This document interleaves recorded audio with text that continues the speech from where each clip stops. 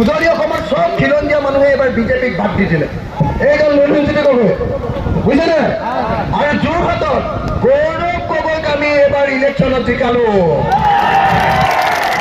উজনি অসমৰ সব খিলঞ্জীয়া অসমীয়া মানুহে কৈছে যে বিজেপিটো গাদ্দাৰৰ পাৰ্টি, এই পাৰ্টিয়ে হিন্দু হিন্দু হিন্দু হিন্দু কৰি সব বস্তুৰ দাম বঢ়াই দিলে।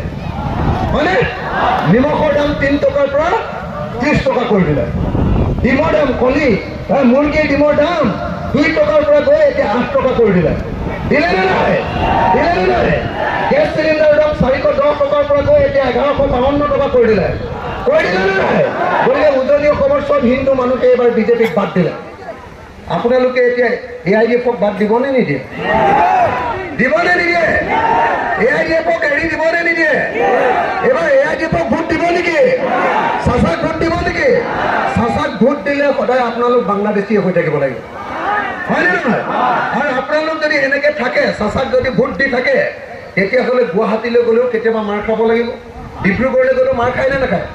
আমাৰ ল'ৰাকেইটাই বিল্ডিঙৰ কাম কৰিবলৈ গৈ কাণত ধৰিব লাগে নে নাই? লাগে নে নাই? এইটো অকল বদৰুদ্দিন আজমলৰ কাৰণে হৈছে, হয়নে নহয়? চাচাক ভোট দিয়াৰ কাৰণে হৈছে নে নাই? হয়নে নহয়? চাচাই এনেকুৱা হিন্দু মুছলমানৰ খেল কৰাৰ কাৰণে হৈছে নে নাই? দুটা মানুহ আপোনালোক